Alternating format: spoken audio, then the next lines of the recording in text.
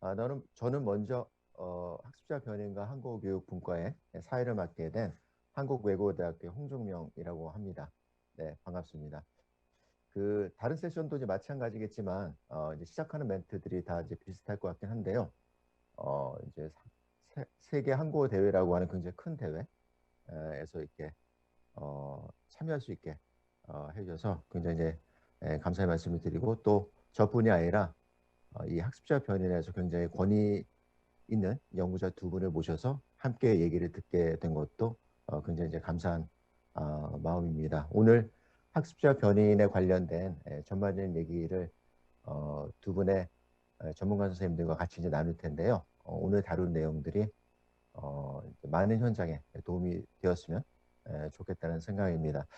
일단 오늘 먼저 같이 자리해 주신 두 분의 교수님 소개를 해드리겠습니다. 먼저 우리 경희대학교의 김영주 교수님 와주셨고요. 안녕하세요. 경희대학교 한국어학과 김영주입니다. 네, 반갑습니다. 네, 그다음에 우리 일본 메이저 대학교의 오대환 교수님께서 참석해 주셨습니다. 네, 안녕하십니까. 일본에서 한국어 가르치고 있는 오대환이라고 합니다. 반갑습니다. 네, 반갑습니다. 이 두 분 교수님들은 앞서 이제 말씀드린 것처럼 이 학습자 변인 쪽에 연구와 관심을 굉장히 많이 가지고 계신 교수님들이시고요. 각각 관련 연구 굉장히 많이 하셨고, 우리 김영주 교수님은 뭐 학습자 변인에 관련돼서 다양한 주제로 연구를 하신 걸로 이제 알고 있고요. 우리 오대환 교수님도 일본에서 학습자 변인 중에 동계 관련된 부분의 연구를 많이 하신 교수님들이십니다. 각각 국내 국외에서 이 학습자 변인에 관련된 좋은 말씀들을 해주실 거라고 생각이 들고요. 오늘 세션의 진행은 제가 이제 전반적으로 이 세션의 이제 소개 잠깐 이제 말씀을 드리고, 그 다음에 우리 김영주 교수님께서 이제 학습자 변인과 관련된 준비된 내용 말씀해 주시고, 그 다음에 이제 오대환 교수님께서도 또 간단히 발표를 해주시고요. 그 이후에 두 분 교수님들께서 말씀해 주신 내용을 바탕으로 해서 편안하고 격의 없이 학습자 변인에 관련된 이제 토론 시간을 갖는 순서로 진행을 하려고 이제 합니다. 사실 우리 학습자 변인이라고 하면 굉장히 이제 그 영역과 범위가 이제 넓은데요.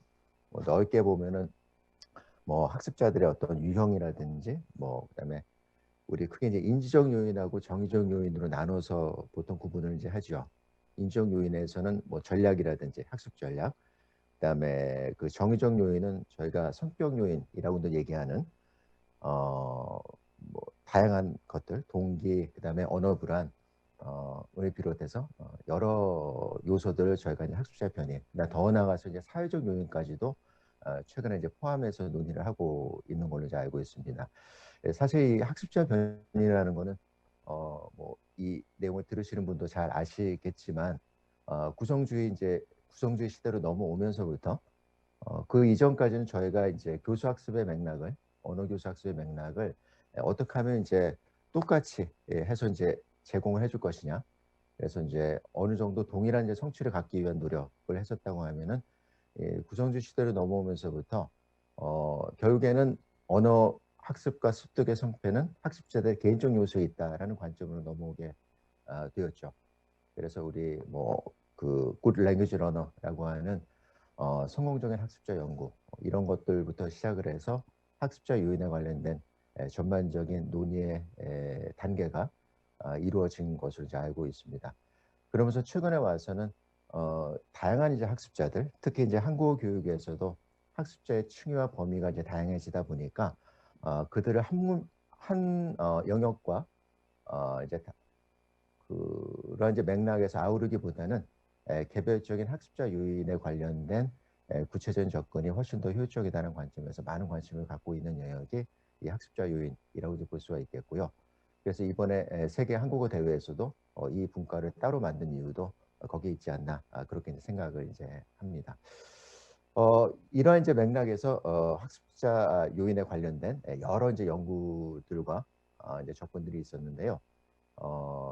그 내용에 관련된 내용을 우리 경희대학교 김영주 교수님께서 먼저 발표를 해 주시고, 그 내용을 듣고 나서 해외 학습자 변화에 관련된 부분을 오대환 교수님 발표를 통해서 듣도록 하겠습니다. 네, 그럼 먼저 경희대학교 김영주 교수님께서 말씀해 주시겠습니다. 네, 여러분, 저는 경희대학교 한국어학과에 있는 김영주고요. 제가 우리 홍 교수님께서 일단 학습자 변인에 대한 개괄적인 설명을 잘 시작해 주셨어요. 제가 학습자 변인에 대해 관심을 갖기 시작한 건 2011년, 12년, 13년에 한국연구재단의 그 일반 공동과제로 학습자 변인과 한국어 습득 간의 관계에 대해서 연구를 한 3년 가까이 진행한 적이 있어요. 이제 그러면서 학습자 변인 중에 이제 가장 확실한 거는 학습자의 모호겠죠. 그다음에 학습자의 나이, 언제부터 배우기 시작했느냐, 두 개는 아주 객관적으로 확실한 것들인데 그 외의 것들에 대해서 이제 관심을 갖기 시작을 했어요. 그래서 인지적 변인, 그다음에 정의적 변인, 또 그 학습 환경 이런 것들에 대해서 이제 어떻게들 미국이나 영국 같은 일찍부터 제2 언어 습득을 시작한 나라에서 연구들을 하고 있는가 찾아봤더니 굉장히 많은 도구들이 개발되어 있고 굉장히 많은 연구가 이미 진행되어 있더라고요. 그래서 제가 그중에서 가장 연구가 활발한 것들을 찾아서 그 도구들을 이제 가지고 와서 어떻게 하면 한국어 교육에 적용할 수 있을까 해서 개발하기도 하고 조금 더 변형하기도 하고 그대로 쓴 것도 있고 해서 그 측정 도구 같은 것들을 가지고 와서 연구를 한 게 11년, 12년, 13년이고 그 이후로 이제 그런 관련 연구들을 저랑 저희 학생들하고 같이 쭉 하게 됐어요. 그래서 이제 축적된 연구들이 있었고 제가 특히 이제 관심을 가지고 있는 것은 동기나 불안 같은 정의적 변이는 다른 분들이 많이 하고들 계셔서 저는 이제 인지적 변인 중에 적성과 작업 기억 같은 인지적 능력, 그다음에 최근에 90년대 이후로 왜 유학가 있는 사람들, 연수가 있는 사람들의 그 언어 습득은 자국에서 공부하는 사람들과 어떤 차이가 있을까, 어떤 이점이 있을까, 또 그들 똑같이 연수를 갖고 유학을 갔는데 학습자의 인지적 변인, 정의적 변인 어떤 영향을 주는가 이런 연구들이 활발하게 이루어져 있더라고요. 그래서 또 그런 그 측정 도구들을 직접 교수님들 담당 그 개발하신 교수님들 통해서 받아서 또 연구들을 진행한 게 제가 이제 다시 말하는 사회적 변인이라고 하는 부분들이에요. 저는 그래서 인지적 변인과 사회적 변인에 대해서 말씀을 드리도록 하겠고요. 이제 PPT를 공유하면서 사용해 말씀드리겠습니다. 제가 25분에 시작을 했으니까 한 20분 잡고요. 제가 45분 정도에는 스킵해 가면서라도 끝내도록 하겠습니다.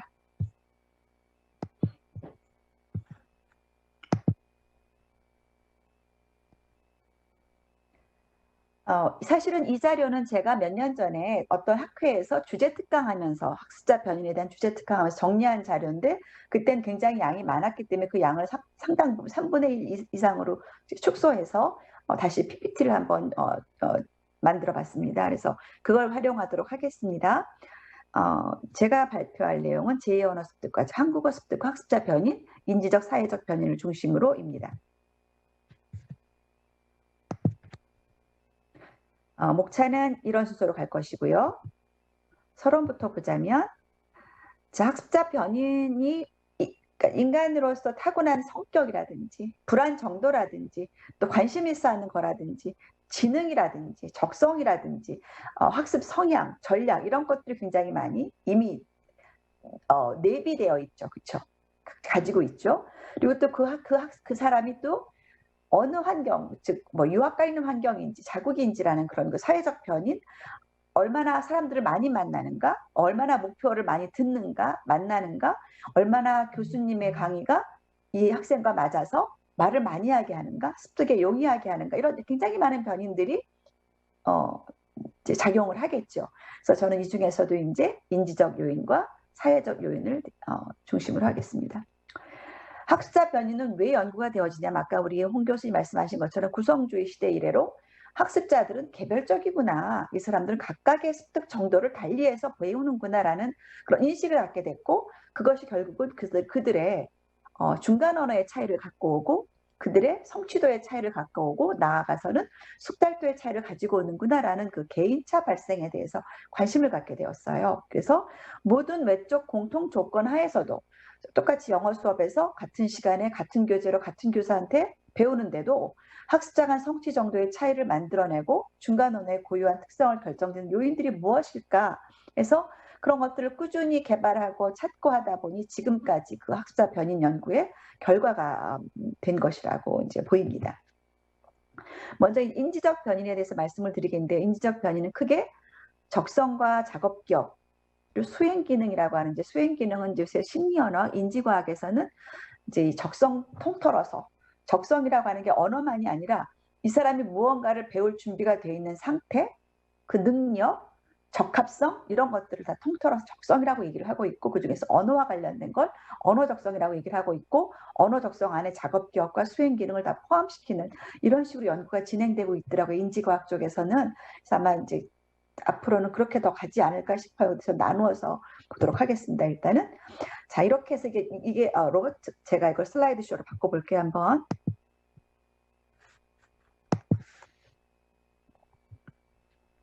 이제 로빈슨이 이제 이걸 만들었는데, 이게 이제 그 인지적 능력, 즉 적성 복합체라고 해서 핵심 능력으로 처리 속도, 패턴 인식 등등 해서 단순 기억까지 이런 그 뭔가 언어 습득과 관련된 것들이 있고, 그게 이제 그 좀 더 넓은 범위로 가서 차이를 느낀다든지, 방금 들은 우연한 발화에 대한 내용을 기억한다든지, 깊은 의미 처리를 한다든지, 우발적으로 텍스트 처리한 것을 기억한다든지, 그다음에 방금 들은 것을 통해서 뭔가 규칙과 관련된 것을 내적으로 기억해낸다든지 하는 것들과 관련되어 있는 이런 그 큰 덩어리를 만들어서 적성 복합체라고 이름을 명명했어요. 그래서 그 이후로 이제 이런 그 적성 큰 복합체 내에서 있는 이 다양한 것들, 그 안에 작업 기억도 있고 의문 작업 기억도 있고 문법 민감성도, 이런 것들이 결국은 어떻게 언어 습득에 영향을 주는가를 연구를 진행한다고 보시면 되겠습니다. 그래서 언어 적성을 보겠습니다. 언어 적성은 외국어 학습의 필수적인 기본 소질, 우리 한국말은 소질이라고 하는 것이죠. 적성에 속하고 있는데요. 보통은 이제 적성이 높은 사람이 성공 가능성이 높고, 그렇지. 그래서 이제 성공 가능성이 높은 적성들을 미리 교육해서 모든 사람들이 성공 가능하도록 만들면 어떨까라고 하는 효율적인 교육을 목적으로 먼저 측정하고 알아보고자 한 것이 사실 적성 연구의 시작이었어요. 그래서 1950년대에 만들어진 MLAT라든지, 이렇게 MLAT는 캐롤 앤 사폰이 만들었고 이렇게 5가지로 구성이 됩니다. PLAB가 있고요. PLAB도 이렇게 60년대 만들어졌고, 보통 MLAT는 성인이랑 PLAB는 아동, 청소년, 학교를 다니는 대학생까지 포함합니다. 그래서 이렇게 측정하게 되어 있고요. 저 같은 경우에는 PLAB를 구입을 해서 적성을 측정을 했습니다. 그 다음에 이제 MLAT나 PLAB의 장점은 지필이기 때문에, 즉 펜슬 앤 페이퍼만 있으면 되기 때문에 굉장히 다량으로 수집이 가능한데, 그만큼 뭔가 편향되어 있을 수가 있죠. 그래서 언어는 뭔가 상호작용과 그런 그 언어에 대한 게 있어야 되는데, 그래서 컴퓨터로 원은 1대1로 적성을 검사하는 게 라마라는 게 이제 개발이 됐고, 라마는 이렇게 구성되어집니다. 적성을 저 말고 또 연구실에서 하신 교수님이 이대 김명규 교수님이신데, 그분은 라마를 구입해서 하셨어요. 연구들 결과를 보면요, 보통 뭐 이렇게 이건 굉장히 소수고요, 정말 어마어마한 연구들이 되어 있습니다. 그렇다면 적성을 측정해서 교육에서 어떻게 연관을 지어보고자 하는가? 아까 말씀드린 적성을 처음 측정하고 연구하게 된 계기는, 어떤 적성의 학습자들은 어떤 교육이 좋다라는 학습자 맞춤형 교육을 해보고자 하는 데 목적이 있었어요. 그래서 문법적 민감성이 우수한 학습자에게는 분석적 접근법으로, 기억 능력이 우수한 학습자에게는 기능적 접근법으로, 분석적 접근법은 아무래도 문법 위주로 가르치는 것, 애널리틱하게 가르치는 걸 말하고, 기능적 접근법은 조금 더 펑셔널한 것, 즉 말하기 듣기라든지 조금 더 언어를 기능적으로 쓰는 것을 얘기를 하겠죠. 이렇게 해봤더니 정말 먹히는 거예요. 문법적 민감성이 우수한 집단은 분석적 접근법을 더 잘 배우고, 기억 능력이 우수한 집단은 또 기능적으로 했더니, 즉 소통을 위주로 했더니 더 잘 배우고 하는 결과들을 보였어요. 그런데요, 이 적성이 점점점 이제 어떤 적성의 사람들이 더 잘 배우는가 쪽으로 관심이 가면서 이제 연령과 적성에 어떤 관계가 있을까? 근데 재미있는 결과들이 나왔어요. 결정적 시기라고 하는 13세 미만의 아동들은 적성의 역할이 미미했어요. 상대적, 그 말은 뭐냐면 적성의 고조와 관계없이 그냥 아동들은 누구나 할 것 없이 언어를 배우는 거예요. 습득하는 거예요. 그런데 성인은 그 연령대를 넘어서고 성인 때 제2언어를 배우는 친구들은 사람들은 적성이 중요한 예측 지표가 된 거예요. 다시 말하자면 적성이 높은 사람들은 더 잘 배우고 더 빨리 배우는 것을 그런 결과들을 보이는 거예요. 다시 말하자면 아동들에서 적성은 역할이 미미하고 뭔가 배운 언어 습득은 타고난 것대로 하는 것 같은데 어른들 경우에는 적성이 성취 정도 예측 지표로 나타났다라고 보시면 되겠습니다. 자, 언어 습득과 적성과의 관계도 재미있지만 저는 최근에 또 언어 손실, 우리가 언어 손실을 언제 가지고 옵니까? 이민 가서 제1언어 손실과 적성과의 관계에 대한 연구들도 많이 있어요. 그래서 사춘기 이전에 제2언어 환경으로 이주했을 경우에 적성이 높은 학습자들이 이주하고 난 뒤에도 모어를 손실하는 비율이 낮대요. 즉 모어를 덜 잃어버린다는 얘기죠. 그런데 이제 사춘기 이후에 그 L2 환경으로 이주한 경우에는 이제 적성 영향도 굉장히 큰데 더 중요한 건 정체성이 그래요. 자기 아이덴티티를 어떻게 속하게 갖고 있는가 있다고 그래요. 그래서 이런 연구들 이 바일런트라고 하는 스웨덴 학자예요. 중심으로 굉장히 많이 이루어져 있습니다. 그래서 이런 연구 결과를 종합적으로 보면 제가 좋아하는 연구들이 굉장히 많이 있어요. 이 아래에 많이 있는데 그레니나라는 사람의 연구는 무제한 시간 문법성 판단 평가 중 문법적 일치를 묻는 문항들이 적성과 상관성을 보였어요. 무제한 시간은 문법성 판단 테스트를 제가 이제 그 연구재단 과제할 때 개발했는데 한국어 갖고 1시간짜리를 개발을 했는데 저는 그걸 갖다 유제한 시간 타임 리밋을 줬는데 타임 리밋을 주지 않은 상태에서 문법적 일치를 묻는 걸 했더니 적성이 높은 사람들이 더 잘했다라는 거예요. 그다음에 근데 재밌는 건 이 적성, 그 인지적 요인이 초급에서는 영향을 주는데 숙달도가 발달되면서 그 영향 정도가 감소하더라는 거죠. 그래서 이 남주현회라든지 임유열, 김영준은 다 저희 연구실에서 나온 연구들입니다. 한국어로 되어 있고요.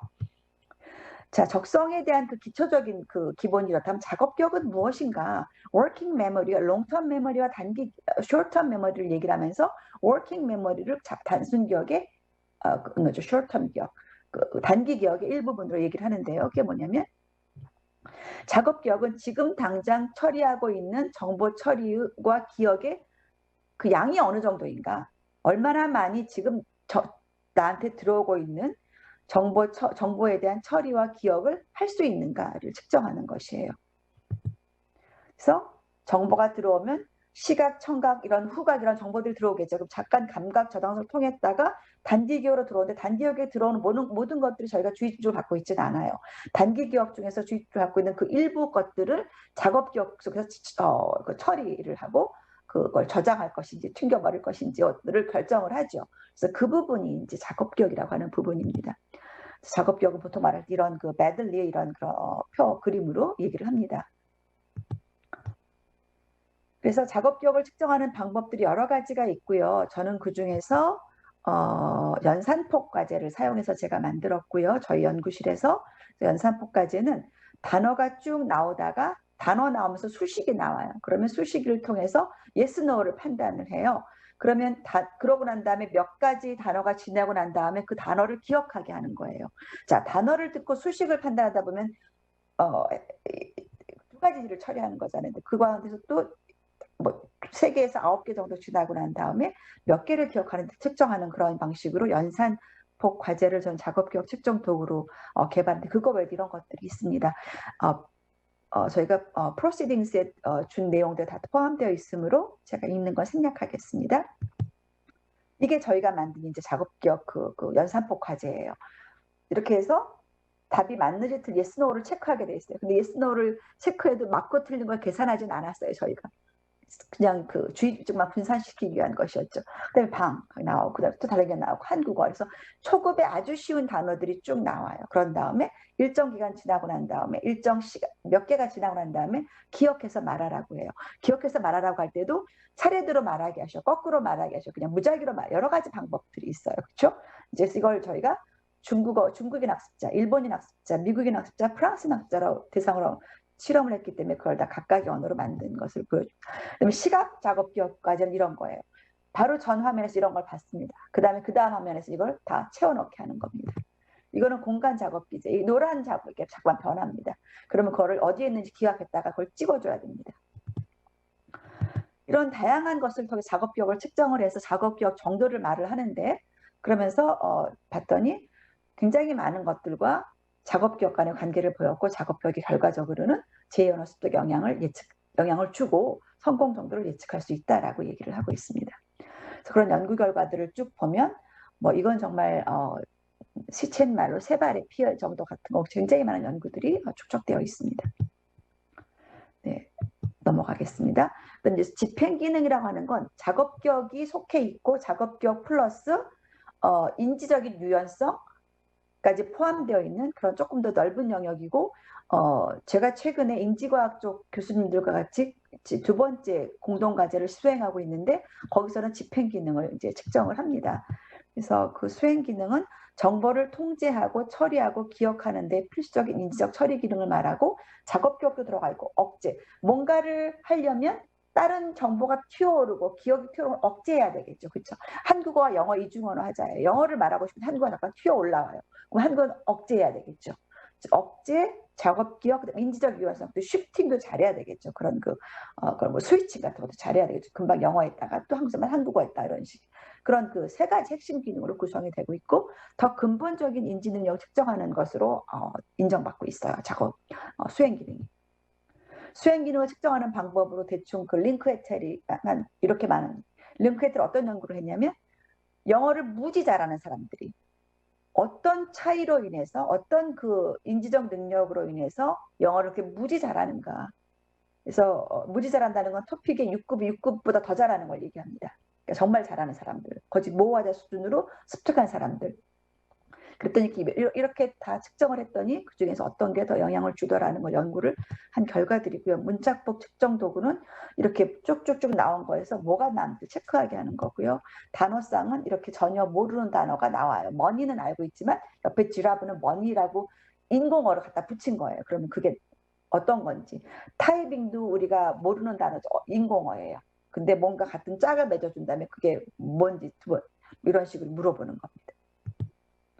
황액보기는 이걸 보면 안 되고 이쪽을 봐야 돼요. 그러니까는 이쪽을 봐야 될 때 이거를 반대로 갖다 다시 돌아오는 게 얼마나 걸리는가, 얼마나 빨리 이거를 따라가는가, 이거를 보는 측정 과제고요. 이거는 이제 계속 이런 발포가 들어있는 게 계속 바뀌고, 그래서 그 나올 때마다 그 렉터를 쳐야 돼요. 보는 데마다. 그러면 조금이라도 내가 집중을 하지 않고 있으면, 덜 주의를 집중하면 이걸 놓치겠죠. 그래서 그런 걸 근데 연속 반응 검사가 굉장히 높은 사람들이 습득을 잘하더라라는 결과들이 많이 나와 있어요. 즉 그건 뭐냐면 언어 사용을 하면서 얼마나 주의 집중을 잘하고 있는가, 계속 이게 굉장히 중요한 영향을 준다는 거죠. 거기에 대한 연구 결과들을 보면 아까 그 링크에텔의 그 굉장히 많은 검사를 봤잖아요. 작업 기억, 의문 단기 기억, 암시적 학습 능력. 암시적 학습 능력은 연속 반응 검사를 말합니다. 이런 것들이 최고급의 언어 습득 성취, 언어 성취를 예측한 요인으로 나타났다. 그리고 이제 제가 저희 연구실에서 마련한 연구인데, 작업 기억이 주는 영향은 한국어에서도 초급에서 더 뚜렷하게 나타나고 중급과 고급으로 올라갈수록 숙달도가 올라서 그 영향은 그건 이제 굉장히 일반적인 그 결론들입니다.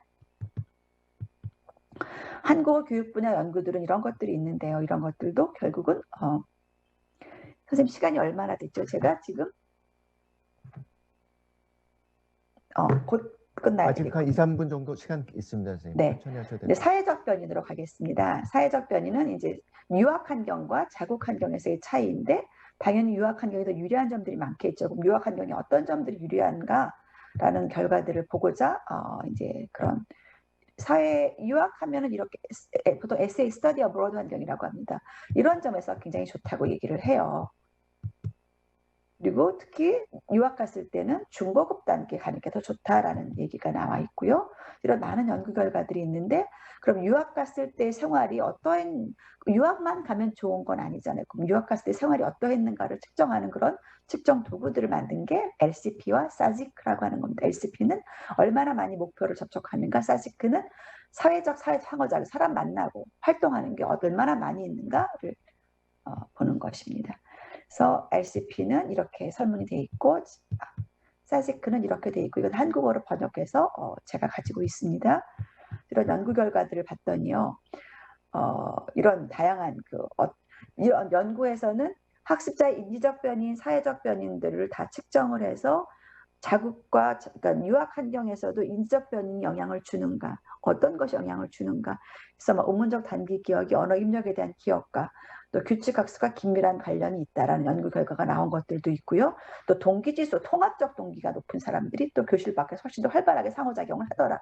이런 연구 결과들이 나와 있는 것들이 이렇게 있습니다. 한국어에서도 저와 제 지도 학생들이 만든 연구들이 이렇게 있고요. 자, 결론 및 제언으로 보자면 이런 연구들이 사실은 굉장히 많이 필요한데 인지적 변인과 사회적 변인 연구들은 아직은 많지 않아요. 많지 않고 저와 저희 학생들 중심으로 나온 연구들이 거의 다여서 조금 더 많은 분들이 연구를 하고 다양한 학습자 연구 대상이 되어야 되지 않겠느냐라고 생각을 하고 있고요. 학습자 변인의 개념 규정이 이제 이 연구를 하는데 어려움이 있는 게 뭐냐면 동기를 어떻게 측정을 하지? 그게 정말 가장 맞는 것인가? 이런 것들에 대한 끊임없는 개발과 도전 의식이 있어야 되겠고요. 숙달도는 뭐가 숙달도지? 토픽이 숙달도를 말해주나? 아니면 그 하면 구어 능력이 말해주는가? 굉장히 다양한 숙달도 측정 방법이 있잖아요. 그래서 거기에 대한 그게 좀 확실하지 않은 상태에서 관련성을 본다는 건 약간 의미가 없을 수가 있잖아요. 그래서 그런 것들에 대한 조금 더 명확한 규정을 갖고 시작해야 된다는 것. 그 다음에 이제 분석의 어려움이 있어요. 자, 동기가 높은 사람이 빨리 배우더라, 잘 배우더라 했을 때 과연 동기가 잘 배우는 거에 영향을 준다라고 말할 수 있는가? 긍정적 상관관계가 영향관계인가? 그렇지는 않죠. 그렇게 되려면 동기를 제외한 나머지 것들을 모두 갖게끔 컨트롤을 해놔야 되는데 그렇게 그렇게 할 수 있는 실험은 불가능하죠. 어떻게 동기만 갖고 지능도 다르고 뭐 모든 게 다 다른 사람들 어떻게 구하겠습니까? 힘들죠. 그래서 사실은 굉장히 영향관계를 말하기는 어렵고요. 영향관계를 말하려면 데이터가 많아야 되겠죠. 어렵고 단지 상관관계가 있다라는 식으로 말하는 걸로 지금은 얘기가 되고 있고 이제 데이터가 많아지는 경우에 이제 뭐 영향관계를 말하기도 합니다만 그런 것들이 이제 이런 그 변인 연구를 할 때 어려움입니다. 사실은 데이터를 구하기도 어렵고 데이터를 사람을 말합니다. 사람을 구했다 하더라도 그거를 측정하기가 즉 이런 그 변인 측정, 속달도 측정하기가 쉽지가 않고 그러고 난 후에도 분석하는데도 어려움이 있다. 이제 그렇지만 우리가 이제 항상 연구라는 건 도전이기 때문에 이런 연구들이 계속 되어야 되지 않겠느냐 생각하면서 제 토론을 여기서 마치고자 합니다. 예, 빨리 말하느라고 제가 잘 전달이 됐을지는 모르겠습니다만 여기서 마치고 저는 제 바톤을 일본에 계시는 우리 오대환 교수님께 넘기도록 하겠습니다. 네, 김명주 교수님 네, 발표 잘 들었고요. 우리 오 교수님 잠깐 저 준비하시는 동안에 제가 이제 뭐 한 가지만 여쭤보고 싶은데요. 저희가 이제 인지적 요인이라고 하면 전통적으로 이제 학습 전략 이거 하나만 이제 저희가 알고 있고 거기에만 집중했었던 것 같은데 오늘 이제 보니까 다양한 적성, 작업 기억, 그다음 집행 기억까지 굉장히 인지적인 부분에서도 저희가 논의할 게 많다라는 걸 오늘 이제 새롭게 이제 알게 된 것 같습니다. 그러면 저 교수님께서는 여러 이제 그 인지적 부분의 학습자 변인들에 관한 연구를 해오셨는데 그냥 개인적으로 가장 뭐랄까 결정적인 요인이라고 한다면 가장 이제 학습자의 어떤 언어 습득이나 이런데 영향을 줄 수 있겠지만은 큰 비중을 차지하는 게 어떤 요인이라고 생각하시는지 한 가지만 여쭤봐도 될까요? 네, 제가 PLAB를 가지고 연구했을 때는 그 PLAB 안에 언어 분석 능력을 측정하는 게 있었고 음운 구분 능력 측정하는 게 있었는데 의외로 문법 분석 능력을 가진 사람들이 더 성취가 좋을 것 같잖아요. 그렇죠? 근데 네. 조금 더 비중이 높았던 것이 음운 구분 능력이었습니다. 소리를 얼마나 네. 구분할 수 있는가, 즉 소리를 구분할 수 있어야 미세한 뭐 연결음이라든지 조사라든지 이런 그 차이들을 듣는 거잖아요. 그렇죠? 그래서 네. 의외로 제 연구에서도 그랬고 전 세계적인 연구들을 봤을 때 문법 분석 능력보다 음운 구분 능력이 조금 더 영향을 주는 걸로 나왔고요. 그리고 이제 저는 아직은 아까 그 링크에텔에서 그 굉장히 많은 검사들 그게 이제 심리 언어학에 사는 것들입니다. 근데 그걸 다 해보지는 못했지만 거기서 나온 결과는 그 연속 반응 검사, 즉 그 연속 반응 검사라는 게 왜 계속 그 주의 집중을 기울이고 있어야지 그 따라갈 수 있는 그런 검사인데, 즉 언어를 사용하는 환경에서도 우리가 이제 언어 습득이라는 건 문법적인 지식을 습득하는 걸 언어 습득이라고 하지 않죠. 지금은 네. 얼마나 말을 잘 사용할 수 있는가, 얼마나 말을 정확하고 유창하고 복잡하게 쓸 수 있는가를 언어 습득이라고 하는 거잖아요. 그랬을 때 연속 반응 검사가 주는 그 영향이 컸고, 그다음에 의문적 단기 기억, 그게 의문 구분 능력과 많이 연결돼 있거든요. 또 그게 또 영향이 있는 걸로 나왔어요. 그래서 제가 네, 알고 있는 바로는 그렇습니다. 네, 굉장히 흥미로운 결과인 것 같고요. 저도 이제 뭐 전통적인 관념에만 머물다 보니까 역시 통사적인 능력이 언어 능력 숙달도에 결정적이라고 생각을 했었는데, 지금 말씀해 주신 것처럼 의문 분석 능력이라든지 뭐 연속 반응 검사에 따른 결과가 습득의 결정적인 요인이라는 거는 앞으로 저희가 관심을 갖고 지켜봐야 될 그런 부분이 아닌가 이런 생각이 듭니다. 네, 네. 발표가 좋은 말씀 감사하고요. 이제 다음에 이제 우리 오다은 교수님, 많이 기다리셨는데 준비되셨으면은 말씀 듣도록 하겠습니다. 예, 그럼 바톤을 이어받아서 제가 시작하도록 하겠습니다. 네. 뭐 앞에서 김영수 선생님이 그 학습자 변형에 대해서는 뭐 자세하게 말씀해 주셨으니까 뭐 간단하게 제가 관심 갖고 있는 분야, 그리고 또 일본에서 이루어지고 있는 한국어 학습자에 대한 학습자 변형에 관한 연구의 동향에 대해서 말씀드리고자 합니다. 뭐 해외의 한 예로서 일본의 경우를 말씀드리는 것이기도 하지만, 뭐 다른 지역에서 한국어를 가르치시고 있는 많은 분들에게 한국어 교육의 역사가 가장 길다고 할 수 있는 일본에서도 이 정도밖에 안 되니 안심하시라 하는 말씀도 드릴 수 있을 것 같습니다. 예. 일본에서 자료를 좀 발표지를 공유할까 합니다. 여러분들 받으신 프로시딩에도 나와 있는 내용인데요. 예. 이거를 보면서 제가 발표를 해나가도록 하겠습니다. 일본에서의 한국어 교육은 사실은 그 식민지 시기 이전부터 존재했었고요. 그것이 일반 대중화가 된 것은 1965년 한일 국교 정상화 이후라고 알려지고 있고요. 그 다음에 조금씩 늘다가 서울올림픽, 88년 서울올림픽을 계기로 한국에 대한 관심이 높아지면서 좀 늘었고, 그 다음에 최근에 와서야 많은 대학이 한국어를 가르치고 있다고는 합니다. 그러니까 일본에서의 한국어 교육을 정리하면은 제2 언어 습득 과정이라고 보기 좀 힘들고요. 결과적으로는 그 교실 수업에 한정된 그 공간에서의 한국어 사용과 학습이기 때문에 정말 외국어로서의 학습자를 대상으로 한 연구가 될 수밖에 없습니다. 제가 간단히 내용을 요약한 것처럼 일본 문부과 학생 통계에 의하면 지금 현재는 약 60% 이상의 대학에서 가르치고 있다고 하지만 대부분이 교양 과목으로서 이루어지고 있는 한국어 교육이고, 전공으로 하고 있는 학교는 그렇게 많지는 않습니다. 하지만 그 고무적인 건요, 지금까지보다 고등학교에서의 한국어 교육이 증가하고 있습니다. 일본에서의 외국어 교육은 좀 한국과 달라서 한국처럼 제1외국어, 제2외국어 교육이 별개로 존재하지 않고요. 제1외국어 과목밖에 없습니다. 하나의 외국어 과목이고, 그것은 대부분 예상하시다시피 대부분 영어 교육에 할당되어 있습니다. 하지만 영어 교육 외에도 다른 외국어로서 한국어를 선택할 수 있는 기회를 제공하는 학교가 늘고 있다는 점은 상당히 고무적이라고 볼 수 있겠습니다.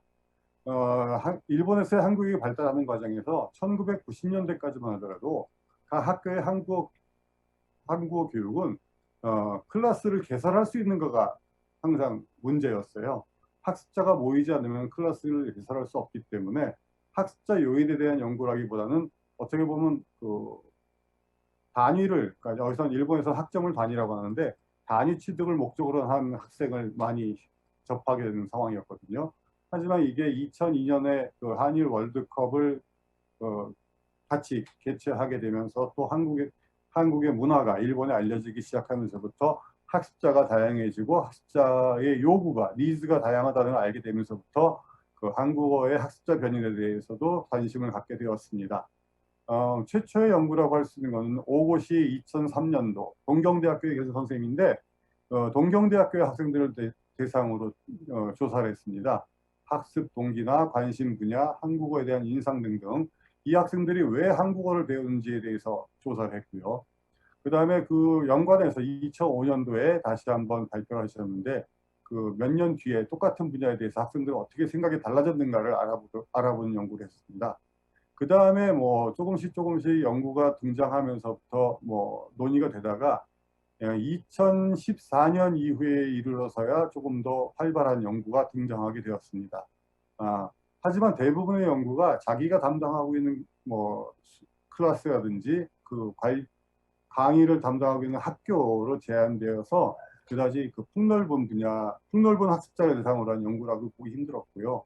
대부분이 한국에 대한 이미지를 어떻게 갖고 있는가, 또 뭐 한국에 대해서 어떤 분야에서 관심을 갖고 있는가, 뭐 학습 목표는 무엇인가, 이런 것들, 학습자 개개인의 뭐 뭐랄까요, 동기 및 그 목표치, 이런 것들을 조사를 많이 했습니다. 제가 관여했던 연구가 이제 박종우 2014부터인데요. 이때부터는 한 지역이 아니라 좀 더 넓은 지역의 많은 학습자를 대상으로 과연 한국어를 학습하는 학습자들은 어떤 분야에 관심을 갖고 동기를 가지고 수업을 듣고 있는가, 한국어 학습을 하고 있는가에 대해서 그 조사를 하기 시작했고요. 그에 따라서 뭐 학습 동기, 관심 분야, 또 한국어 과목에 대해서 요구하는 바, 어떤 것을 더 많이 배우고 싶은지, 그 다음에 자기가 이수하고 있는 과목에 대한 만족도, 이런 것들을 조사했습니다. 그리고 이전까지는 뭐 항목별 조사였기 때문에 어떤 그 항목 간의 상관관계를 파악하다든지 이런 조사가 없었는데, 2014년 박종우에서부터 그 조사 항목 간의 상관관계를 따지기 시작했고, 아직도 많은 부분에서 학습자 변인에 대해서는 연구는 뭐 한국에서 말씀하시는 것과 같은 그런 다양성이 부족한 것이 뭐 솔직한 상황입니다. 예. 그래서 뭐 2014년, 2015년, 2016년 이와 같은 연구가 보시는 것과 같이 계속 진행이 되고 있음에도 불구하고 연구의 분야는 굉장히 한정되어 있고, 주로 학습 동기나 뭐 관심 분야, 뭐 한국에 대한 이미지, 이런 정도에 그치고 있는 상황입니다. 이와 같은 것은 뭐 여러 가지 원인이 있겠지만은 기본적으로 아직 학습자에 대한 정보가 충분히 학습자의 그 욕구, 니즈에 관한 그 조사가 충분히 이루어지지 않았고, 또 학습자들이 그 학습 기간이 길지 않다 보니까 그 학습자들의 언어 습득에 관한 사항에 대한 관심보다는 당장 이 클래스에 참가하고 있는 학생들에 대한 관심이 더 높은 걸로 파악이 됩니다. 뭐 그렇게 진행이 되고 있고요. 그다음에 한국어에 대해서 관심을 갖는 것에 대해서 많은 조사가 이루어지고 있지만은, 최근의 연구 결과는 결국은 한국의 문화에 대한 관심, 이런 것들이 굉장히 높게 나오는 걸로 봐서는 한국의 대중문화의 영향이 굉장히 크다는 걸 알 수 있습니다. 이것은 아마 다른 나라에서도 마찬가지일 것 같습니다. 제가 여기서 최근의 연구 동향을 쭉 살펴보면서 몇 가지 느낀 점이 있는데요. 문제로서 제기하고 싶은 것은 먼저 일본에서의 한국 교육에 대한 한국어의 학습자 변이에 대한 연구가 주로 대학을 위주로 이루어지고 있어서 대학 외에 한국어를 배우고 있는 학습자들에 대한 변인 연구는 전혀 이루어지지 않고 있다는 점. 그 다음에 일본에서의 학습자의 가장 특징은 올드 커머, 뉴 커머라고 하는 한국에서의 이주자 그룹이 존재하는데, 올드 커머는 해방 전부터 일본으로 이주한 그 후손들이고요. 뉴 커머는 1988년 이후에 일본으로 이주한 그룹이라고 보통 정의를 내리고 있습니다. 근데 이 그룹들이 일본에서의 한국어 교육의 학습자로서 다수 포함되어 있을 거라고 추정이 되는데, 이들을 구분하는 것조차가 쉽지가 않습니다. 뭐 뉴커머는 한국 이름을 그대로 쓰고 있기 때문에 쉽게 알 수 있는데, 올드커머의 경우에는 일본에서의 한국 이름 사용이 굉장히 꺼려지는 부분이 있기 때문에 이름을 일본말로 쓰고 있고, 그들 스스로 자기들이 한국에서 이주한 제일 한국인이라는 표현을 잘 섣불리 꺼내지 않기 때문에 이들에 대한 연구가 전혀 변인 그룹으로서 다뤄지지 않고 있다는 게 가장 큰 문제인 것 같습니다. 이런 이와 같이 학습자 그룹에 대한 에스니시티조차 조사가 되어 있지 않기 때문에 미국이나 다른 나라에서 행해지고 있는 계승어로서의 한국어 교육, 이런 것들은 준비할 수도 없고요. 그 다음에 그 지금까지 이야기했던 것처럼 학습자 중심의 한국어 교육에 대해서는 많은 문제점을 노출하고 있는 상태입니다. 이와 같이 되었기 때문에 앞으로도 한국어 학습자에 대한 변인을 계속 조사를 해 나가야 하겠지만은 너무 짧은 과정에서 뭐 그렇게 높은 수준의 한국어 교육이 이루어지지 않는다는 그 제도적인 제약이 있기 때문에 얼마나 가능할지는 좀 미지수이고요. 하지만 이와 같은 분야에 대해서 관심을 갖고 있는 연구자가 조금씩 등장하는 것을 보아서 앞으로도 좀 더 나은 연구가 아니면 발전된 논의가 이루어지지 않을까 하는 생각을 하게 되었습니다.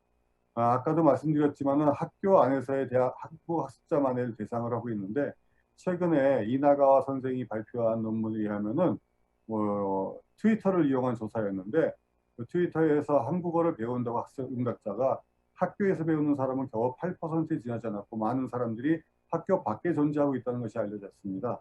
이와 같이 학교 밖에 존재하는 학습자들의 변인에 대해서는 어떤 식으로 접근해야 될지 앞으로 큰 고민이라고 하지 않을 수 없을 것 같습니다.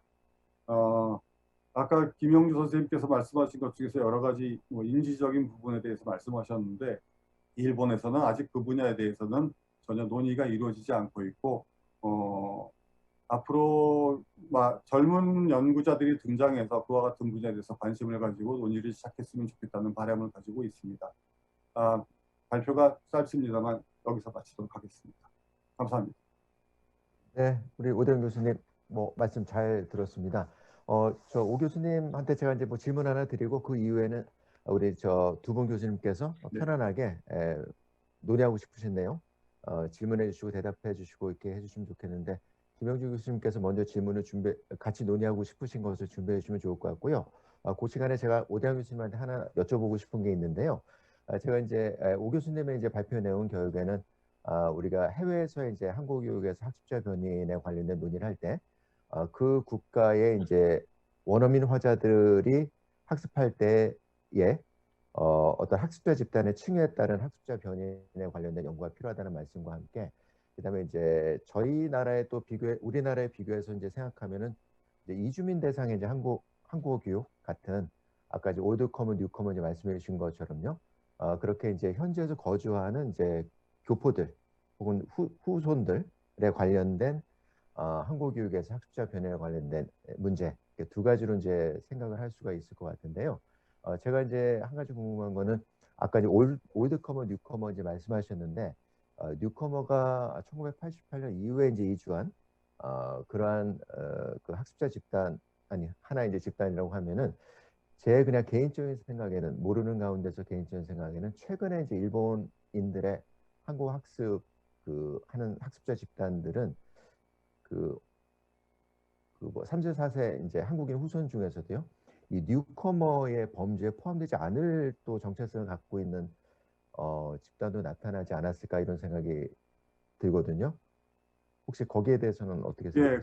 그 부분에 대해서 아직 정확한 조사가 이루어지지 않아서 잘 모르겠는데요. 뉴커머의 특징은 한국과의 교류가 빈번하고 또 한국 라이프 스타일을 한국식으로 하고 있고 이런 특징이 있고 이제 그 뉴커머의 2세, 3세가 등장하는 시기가 됐다고 해요. 벌써 네. 1988년에 이주했기 때문에 네. 그 사람들도 정체성에 문제가 생긴다는 얘기를 들은 적이 있습니다.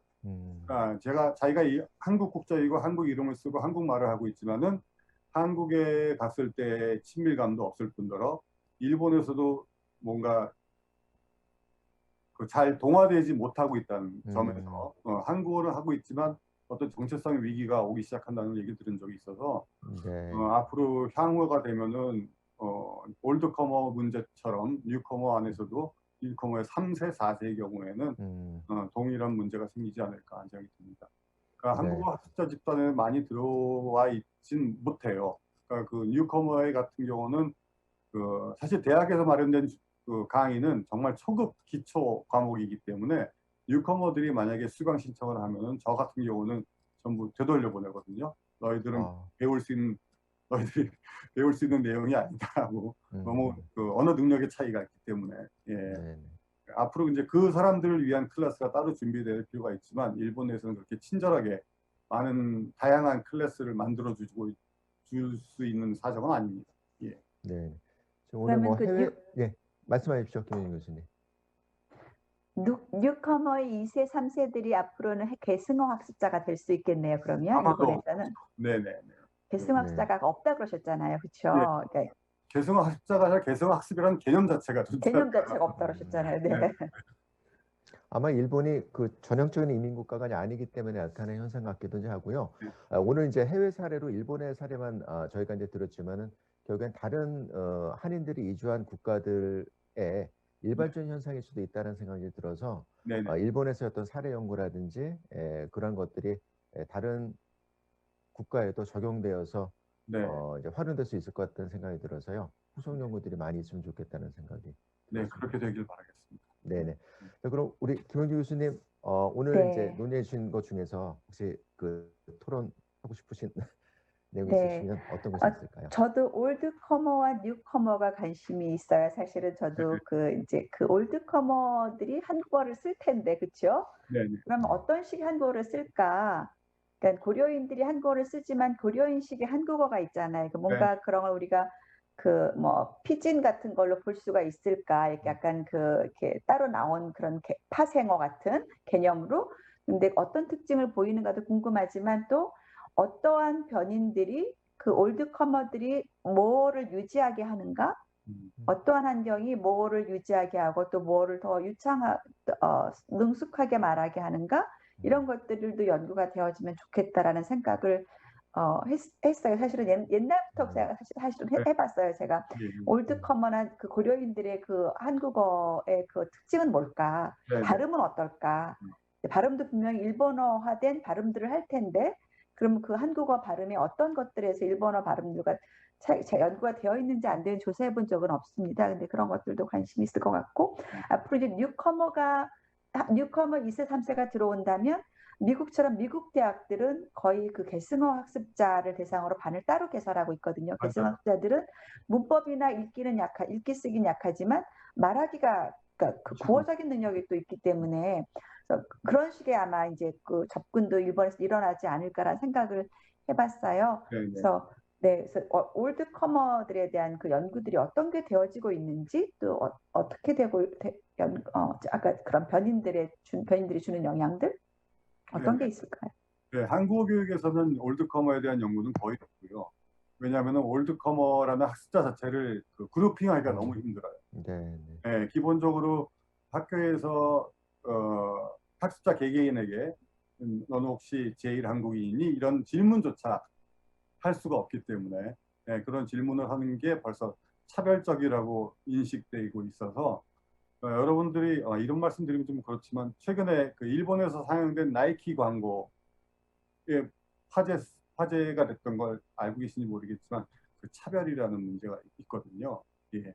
그래서 그 올드커머가 자기의 본명을 드러내서 사회활동을 적극 기피하고 있는 것 같습니다. 그러니까 뭐 그런 식으로 활동하는 사람이 있는가 하면 전 철저하게 자기를 감추고 살아가는 사람도 많고 3세까지는 한국 국적이었다가 4세부터는 일본 국적으로 바꿔서 일본 사람으로 살아가는 사람도 많기 때문에 거기에 대한 그 접근이 상당히 어렵습니다. 그래서 그 한국의 문화원이라든지 아니면은 그 한국 쪽의 프로젝트로서 일본에서의 뭐 그 제일 한국인의 언어 조사 이런 게 몇 번 이루어진 걸로 알고 있는데 대부분이 그 민단이라는 단체가 있잖아요. 민단이라는 단체에 소속된 그 사람들을 샘플로 해서 조사한 경우이고 그렇지 않고 그런 단체에도 속하지 않은 사람들에 대한 어떤 전반적인 조사는 아직 이루어지지 않아서 뭐라고 딱 부러지게 말씀드릴 수가 없을 것 같습니다. 네, 죄송합니다. 그러면 제가 생각하기에는 그 방금 이제 말씀해 주신 그 해외에서의 한인들의 관한 이제 학습자 변화 면에서 보면은 아마 정체성 문제하고 언어 손실이 밀접한 관련과 영향을 줄 것 같은데요. 그 일본의 경우에는 이제 올드커머나 뉴커머 같은 경우에는 이 정체성과 언어 손실의 상관관계가 정적인 관계가 있을지 저희가 언뜻 생각하면 그럴 것 같은데 혹시 아닐 수도 있을 것 같다는 생각이 들거든요. 네. 어떻게 생각하시나요, 선생님? 뭐 저도 그 분야에 대해서 연구를 해보지 못해서 잘 모르겠습니다만은 뭐 언어 손실은 상당히 많죠. 올드커머들의 한국어를 보더라도 그 중요한 핵심 어휘는 일본말로 말한다든지, 예, 어미만 한국어로 대체한다든지 그런 네. 경우가 많고요. 뭐 저조차도 일본에 건너온 지 20년밖에 안 됐지만 여기 사는 한국 사람들과 이야기할 때 어휘를 일본어로 쓰고 어미만 한국어로 쓴다든지 이런 네. 그런 경향이 드러나거든요. 그렇기 때문에 네. 언어 상실도 분명히 있는 것 같아요. 저조차도 제가 점점 한국말이 어눌해지고 있다는 느낌이 많이 듭니다. 그럼 국내에 교수님 있어도 어눌해집니다. 맞습니다. 네. 교수님이랑 농담 삼아 여쭤보면은 지금 네. 이제 언어 손실은 이제 해외 거주하다 보면 이제 자연스럽게 발생한다는 네. 거 저도 이제 경험적으로 이제 느꼈었는데요. 그게 혹시 정체성하고는 어떤지 혹시 개인적인 경험에서는 어떠신가요, 선생님? 언어 저는 뭐 정체성과 언어 손실. 정체성과는 제 개인으로서는 정체성은 관계가 없는데 저희 아이들을 보면은 좀 그런 건 있는 것 같아요. 저희 아이들도 한국에 자주 데리고는 가지만 그 한국에 갔을 때 친구도 없고 어떤 그 자기가 속할 수 있는 커뮤니티가 없기 때문에 거기서 조금 혼란이 온다고 할까요? 좀 그런 건 있는 것 같아요. 그러니까 그 2세, 3세가 되면은 그 자기 그 또래 집단이 없고 커뮤니티가 없고 그런 거에 따라서 그 자기가 한국인이라는 것과 일본에서 산다는 것 이런 것 때문에 약간 혼란이 오는 게 아닌가 하는 생각이 좀 들긴 합니다. 제가 미국적 네. 연구를 말씀을 예. 드리자면 미국도 그 이민자 집단이 많잖아요. 네. 네. 근데 그 연구들 중에 재미있는 것 중에 정체성과 그 모 발음과 관련이 있다라는 연구들이 있어요. 그러니까는 정체성이 있으면 더 발음을 모 발음처럼 발음을 하고 정체성이 낮을수록 발음을 더 그 현지어, 영어식 발음으로 하고 이런 네. 식의 그런 연구들은 있어요. 예. 네. 재미있네요, 선생님. 뭐 한국에서 영어 배우는 우리 아이들 같은 경우에도 영어 발음보다는 한국식 발음 쓰는 것도 정체성과 관련된 현상이 아닐까 그런 생각을 잠깐 해봤는데 뭐 맞을 것 같네요, 선생님. 제가 예. 김영 선생님 발표 들으면서 좀 납득이 갔던 게요. 제가 1990년대 후반에 서울에서 한국어를 가르쳤었을 때 그 같은 아메리카 대륙에서 온 교포들인데, 그러니까 미국이나 캐나다에서 온 교포하고 남미 쪽에서 온 교포들의 그 정체성, 언어 습득 이런 게 굉장히 차이가 있다는 걸 느꼈었거든요. 그러니까 미국에서 온 교포들은 뭘까 미국 동화적이라고 해야 될까요? 네, 영어가 워낙 우세하니까. 예, 예. 네. 그렇게 되기 때문에 한국어 발음도 정확하지가 않고 에러도 많이 나오는데 이상하게 남미에서 온 학생들은 그 아이덴티티가 뚜렷했어요. 한국 사람. 오히려 남미의 문화를 우세하거든요. 무시한다든지 그러면서 한국어도 굉장히 정확하게 발음하고 문법도 정확하게 이해하고 뭐 그런 네. 차이가 있더라고요. 그런 거 보면 예, 확실히 그 네. 선생님 말씀하셨던 연구 분야의 성과가 타당하다는 생각이 들었습니다. 네. 네. 계속 이제 뭐 그 해외 쪽 대표하신 선생님 오대환 교수님밖에 없어서 이제 말씀을 이어가게 되는데요. 그 동기 쪽으로도 연구를 많이 하셨잖아요. 네네. 근데 우리가 이제 학습자 변인으로 동기라고 하면 네. 어떻게 보면 이제 그 언어권과 상관없이 좀 보편적인 양상을 보인다고 생각은 되는데 네. 그래도 일본인 학습자한테 예. 한국 학습 동기에서 나타나는 뭐 특징이라든지 그런 것이 있다면 어떤 것들이 있다고 볼 수 있을까요? 뭐 글쎄요. 뭐라고 그러니까 동기 조사를 해보면요. 재미있는 거는 그러니까 그 장래에 한국어를 어떻게 쓰겠다 하는 그런 동기는 별로 안 나타나요. 그래서 취업을 한다든지 취업에 유용할 것이다 이런 동기는 없고 도구적인 동기보다는 어떤 그 뭐랄까요? 그 무슨 한국 문화를 좋아해서라든지 이런 기호에 관계되는 게 굉장히 많더라고요. 최근의 동기조사는 거의 많은 그 퍼센테이지를 차지하는 게 결국은 K-팝, 한국 문화, 뭐 이런 한류 이런 항목이 나오고요. 그리고 뭐 강력한 소수의 집단이 있는데 학점을 따기 위해서가 굉장히 많아요. 그러니까 한국어에 대한 관심보다는 졸업하기 위한 졸업 학점을 따기 위해서가 아직도 존재하고 있고 그 학생들이 결국은 중도에 탈락하거나 뭐 동기가 약한 만큼 성취도가 안 나오게 되겠지만 그런 학생들이 꽤 많이 모여 있어요. 그 이유는 제가 추측하건데 한국어가 제일 배우기 쉬운 언어다라는 속설 때문에 일본에서. 일본에서요. 그래서 끌려온 학생들이 많이 온 것 같아요. 아, 그렇군요. 혹시 김영주 교수님 혹시 동기 쪽에서 뭐 연구나 아니면 이제 그 개인적으로 생각하시는 생각이 있으시면은 한 말씀 해주시면 좋을 것 같습니다. 네, 제가 그 예전에 과제를 수행할 때 동기도 측정을 했어요. 동기는 이제 AMTB 그 가너 앤 램버트 가지고 측정을 했는데 어, 그거 이제 그런 그 도구적 동기, 통합적 동기, 뭐 내적 동기, 외적 동기 그런 거 말고도 요새는 동기라는 게 처음에 생겼을 때를 쭉 유지하는 게 아니잖아요. 그 동기가 역동성이 있잖아요. 네. 유지하다가 없어지기도 하고 그래서 그 없어질 때 탈동기가 어떤 그 탈동기의 원인이 뭘까에 대한 연구들도 있는 것 같고 요새는요. 그리고 탈동기 했다가 또 다시 또 회복하는 동기는 무엇일까 이런 것들에 대한 네. 연구들이 있는 것 같아요. 그래서 그 동기의 역동성에 대해서도 저는 연구를 안 해봤지만 관심을 좀 가져봐야 되지 않을까. 학습자가 일회성으로 끝나는 건 아니니까 매 학기마다 수강을 하고 수업을 들어야 되니까 그래서 그런 생각을 해봤습니다. 네. 네. 저도 네. 경험적으로는 그런 학생들을 많이 봤습니다. 처음에는 음. 동기가 굉장히 높아서 들어왔다가 하다 보니까 포기하게 되는 경우가 많고 심지어 자기가 좋아하던 아이돌 그룹이 해산했기 때문에 한국어 공부를 그만둔 학생도 많고. 예. 그래서 저도 이제 동기 같은 경우는 이제 옛날에는 굉장히 이원화된 개념으로 봤었던 것 같아요. 네. 통합적, 뭐 내적, 외적인데 뭐 최근에 와서는 좀 이렇게 연속성이 있는 동기 네. 개념들이 많이 나오기도 이제 하고요. 그래서 네. 뭐 무동기부터 시작해서 뭐 내적 동기 이르기까지 예. 그 스펙트럼 안에서 동기가 변화하는 거고 그런 식으로 이제 접근하다 보면은 결국엔 동기가 사실은 저희가 내적 동기가 궁극적으로 가장 중요하다고 생각하는데 시작이 되는 외적 동기가 오히려 더 중요할 수도 있다는 생각도 이제 하게 되고요. 네. 그게 이제 하나씩 쌓여가지고 내적 예. 동기가 되니까요. 그래서 학습 현장에는 이 동기에 관련된 논의가 아까 말씀하셨던 것처럼 뭐 무슨 동기다가 중요한 게 아니라 기존 동기를 유지할 수 있게 도와주는 그런 접근이 중요하지 않을까 이런 생각이 들어요. 맞습니다. 네, 두 분 교수님도 혹시 더 이 한국 교육과 학습자 변인에 관련돼서 혹시 뭐 논의하고 싶으신 말씀 있으시면은 네, 해주시면 제가 좋을 것 김홍준 같아요. 선생님 발표를 들으면서 계속 생각했던 건데요. 네. 인지 쪽으로 들어가게 되면 학습자 개인에 대해서 자꾸 탐구하게 되잖아요. 네. 그게 물론 연구 과정에서는 윤리적인 문제가 없을 텐데 교육으로 실천하는 과정에서는 그 개인에 대한 정보가 어떻게 윤리적으로 문제가 될 수도 있지 않을까 하는 생각이 얼핏 들었습니다. 아, 네. 윤리적으로 문제가 됩니다. 저 연구할 때도 저희 다 예, 그거 저희 교육 받아야 되고요. 예, 예, 다 학생들한테 이런 연구를 한다. 너희가 예, 참여할래 하는 예, 허락서를 다 받아야 됩니다. 예, 예, 예. 예, 그래서 그런 게 다 들어갑니다. 이제 뭐 설문지 돌려도 요새는 다 허락을 받아야 예, 되는 거고요. 예, 그걸 저희처럼 교육으로 적용해서 그 개인의 맞춤형 교육을 한다고 했을 경우에는 네. 그 개인의 정보를 바탕으로 교육을 할 수밖에 없지 않습니까?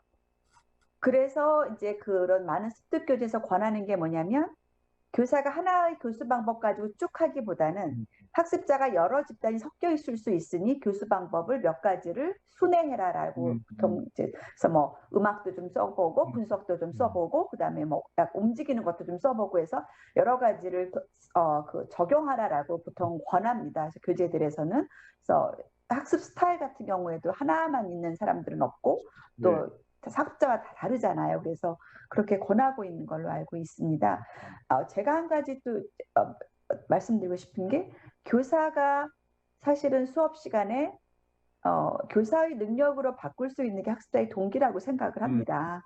사실은 적성이나 이런 것들보다 네. 동기를 유지하게 하는 것, 동기를 회복하게 하는 게 교사가 할 수 있는 건데 거기에 대한 연구가 영어 쪽에선 돼 있어요. 교사가 어떠한 전략을 썼을 때 학습자의 그 동기가 어떤가라는 연구들이 있는데 아직은 한국어 교육에서도 거기에 대한 약간 좀 이렇게 종적으로 봐야 되는 학기 초, 학기 중, 학기 말로 봐야 되는 그런 연구들 이런 것들도 좀 필요하지 않을까라고 생각은 듭니다. 네. 네.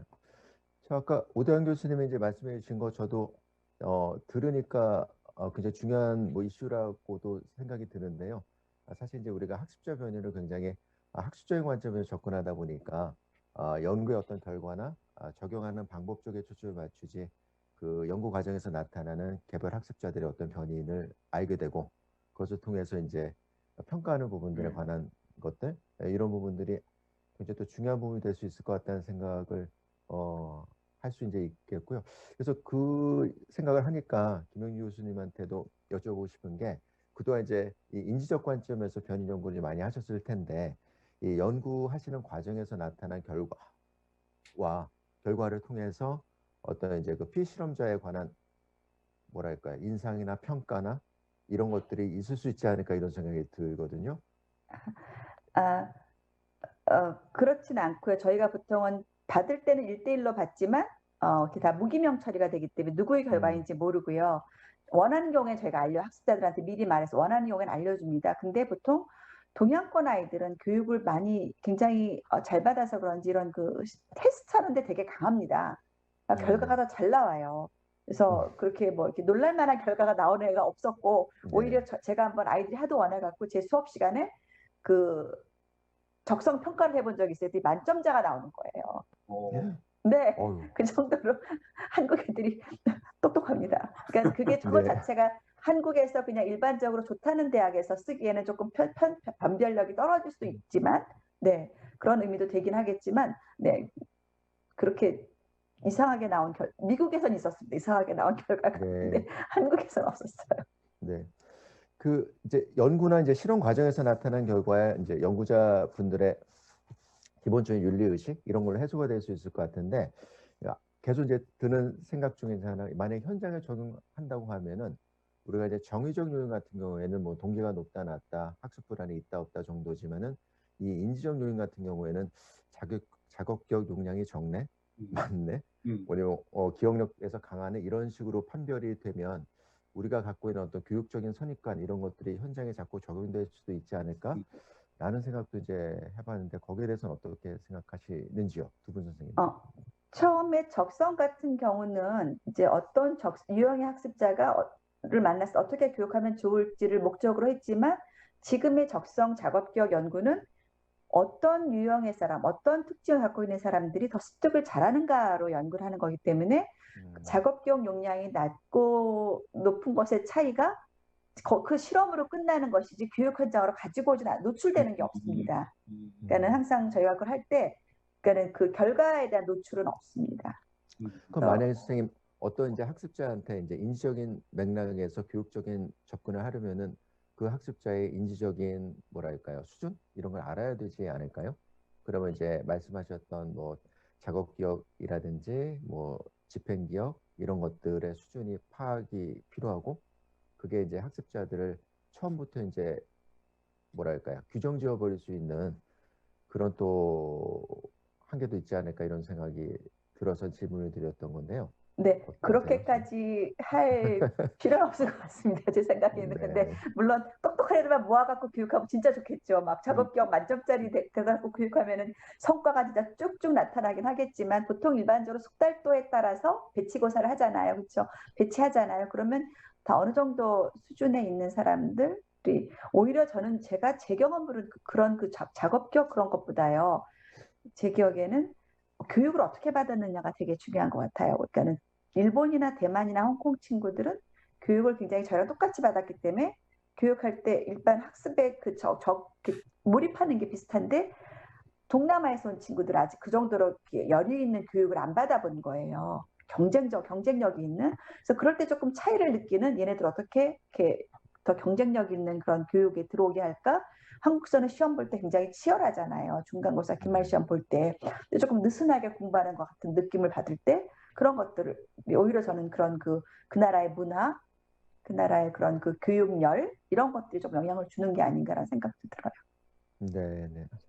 혹시 오 교수님께서는 어떻게 생각하시는지요? 네, 아무래도 그 해외는 그 한국하고 교육 제도, 시스템, 방법 이런 게 여러 가지가 많은 차이가 있기 때문에 아마 저도 그렇게 느꼈던 것 같아요. 일본에 와서 가르치면서 그러니까 한국에서 일본인 유학생을 가르칠 때하고 일본에서 일본인 학생을 가르치는 게 많이 다르더라고요.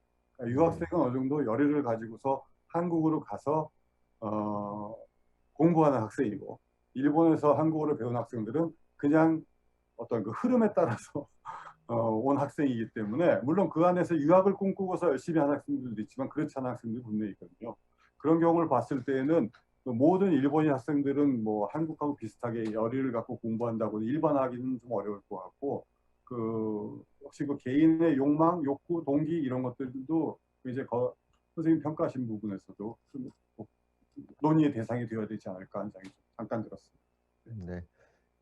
이제 시간이 얼마 남지 않았는데 마지막으로 이제 한번 제가 여쭤보고 싶은 게 있는데요. 네. 지금 이제 뭐 동기나 뭐 작업격이나 뭐나 다양한 이제 학습자 변형들이 있는데 사실 이게 측정의 문제라고 아까 이제 김영준 교수님께서 마지막 부분에 말씀하신 거하고도 상통하는 부분인데 뭐 예를 들어서 뭐 전략 같은 경우에는 뭐 C이 있고 그다음에 이제 뭐 언어 불안 같은 경우는 뭐 폴카스가 있고 이렇게 정형화된 측정 도구들이 있는데 과연 그 측정 도구들의 어떤 그 검증을 통해서 정형화를 시키는 게 과연 타당할지 제가 이제 뭐 다양한 연구들을 보다 보면은 꼭 그 정형화된 측정 도구 외에도 방법을 적용을 하는데 그럴 경우에 이제 나타난 결과의 타당성을 어떻게 이제 담보하실 수 있을지 그런 이제 고민들이 많이 있는 것 같습니다. 그래서 요 학습자 변연에 측정할 수 있는 가장 뭐 타당하고 아니면 이제 뭐 효과적인 방법이나 아니면 기존의 어떤 연구 툴들을 우리가 어떻게 접근해야 될지 이런 것들에 대해서 어떻게 생각하시는지 한번 여쭤보고 싶습니다. 우리 김영준 교수님께서 먼저 말씀해 주시겠어요? 네, 저도 항상 그 부분이 고민입니다. 과연 동기라는 게 뭐지? 일단 개념이 생겨야지 개념에 대한 측정이 말이 나올 것이고 측정의 범위, 도구가 개발이 될 텐데 사실은 이제 그런 것들이 다 저희는 이미 이루어진 연구들을 지금 따르고 있잖아요. 그렇죠? 워낙에 이제 서구에서 일찍부터 이루어진 연구들을. 근데 중요한 건 연구자들의 몫이라고 저는 생각을 하는 것이 연구를 끊임없이 하고 현장에서 느끼는 것들이 반영이 되어야지 연구 도구들도 개발이 되고 개선이 될 텐데 네. 연구를 하지 않는 상황에서는 이제 그게 어려운 거잖아요. 그래서 그게 연구자들의 몫이라고 생각을 하고 또 그렇기 때문에 연구라는 게 항상 양적 연구만 할 것이 아니라 관찰하고 집중하여 보는 질적 연구도 같이 이루어져야지 이제 한두 명을 대상으로 깊이 있게 들여다보면 못 봤던 변인들, 못 봤던 그런 것들이 나타나기도 하고 이 질적 연구와 양적 연구 이런 그 병행, 그러니까는 그 상호 협력과 또 그런 그 같이 가는 모습이 필요할 것 같은데 아직은 한국어 교육은 질적 연구가 굉장히 많이 부족하다라는 느낌을 갖고 있어요. 사실은 저도 양적 연구를 하는 사람이긴 하지만 그래서 그런 것들은 아무래도 후발주자로서 개발되고 따라가기도 힘든데 또 이제 그럼에도 불구하고 한국어 교육에서의 특성이 뭔가를 고민하고 이걸 그대로 쓸 수밖에 없는가라는 것에 대해서도 성찰하는 그런 그 자세는 연구자가 가져야 된다고 생각합니다. 네, 감사합니다. 우리 오다영 교수님께서는 어떻게 생각하십니까? 호 선생님 말씀하신 것처럼 정말 기존의 연구의 뭐랄까요 툴 같은 것들이 정말 타당한지 누군가 용기를 내서 검증하려고 하는 그 노력이 필요할 것 같다는 생각이 듭니다. 뭐 제가 할 수 있는 것이 아닌 것 같아서 섣불리 말씀을 못 드리겠습니다만 앞으로 이 분야에 참여해 주신 젊은 학자들이 용기를 가지고서 많이 덤볐으면 좋겠네요. 네. 교수님 말씀이 맞다고 생각합니다. 네네. 저도 항상 이제 그게 고민스럽고 숙제였었는데 지금 두 교수님 말씀 들어보니까 결국에 이제 연구자의 책임과 연구의 활성화가 그런 문제들을 해결해 줄 수 있는 좋은 방안이다라는 생각이 들고요. 그러려면은 우리 한국 교육에 관련된 학생들이나 이제 교사 연구자들이 이 학습자 변연에 관련된 관심을 조금 더 많이 가져야 되지 않을까 이런 생각이 듭니다. 저도 학교에서 이제 학생들 가르치다가 이 학습자 변연에 관련된 얘기를 하면은 학생들은 굉장히 이제 동떨어진 얘기로 생각을 하고, 그 한국 교육과는 관련 없듯이 생각하는 친구들이 너무 많아가지고 굉장히 이제 강조를 하긴 편히는 하는데요. 그래도 앞으로는 조금 더 많은 관심이 있어야 말씀해 주신 여러 부분들이 해소될 수 있지 않을까 이런 생각이. 제가 한마디만 더 할게요. 꼭 네, 하고 교수님, 싶은 말이 괜찮습니다. 생겼어요. 네네, 해주세요. 지금의 제2 언어 습득은 교육 현장에서 벌어지지 않는 경우가 너무 많거든요.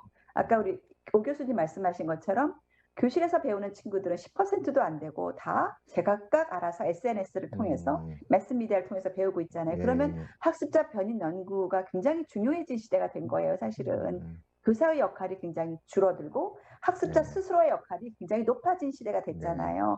그럼 학습자 스스로가 무엇 때문에 어떻게 잘 배우고 있는지 어떻게 배우고 있는지를 알려면 학습자 변인을 이제 공부해야 될 시대가 된 것 같아요. 사실은 늦긴 했지만. 그래서 네. 그 말씀을 꼭 드리고 싶습니다. 아, 예. 학습자 변인 연구하자 이런 말씀. 맞습니다. 예, 정말 중요한 중요한 말씀해 주셨고요. 마지막으로 오 교수님께서도 예, 제가 아까 제 발표를 하다가 잠깐 깜빡한 것 중에 하나가요. 네. 제가 일본에서의 한국어 학습자 변이에 대한 연구가 굉장히 사이즈가 작고 테마가 한정되어 있다는 말씀을 드렸는데, 일본에서의 모든 언어 교육에서의 학습자 변이에 대한 연구가 그렇다는 얘기는 아니니까 꼭 오해하지 말아 주십사 하는. 네. 일본에서의 네. 일본어 교육이나 영어 교육에 대한 연구도 아이, 엄청난 양의 연구가 있기 때문에. 예, 네, 엄청납니다. 일본도 네, 응용 언어학적인 한국하고는 네, 비교가 안 네, 되게 네, 많습니다. 그럼 오해하실까 봐. 네, 앞으로 일본에서 이제 한국어 교육은 오대환 교수님께서 책임져 주시는 걸로 맞아요. 하겠습니다. 아이고. 특히 학습자 예, 변이. 예, 농담으로 말씀드렸고요.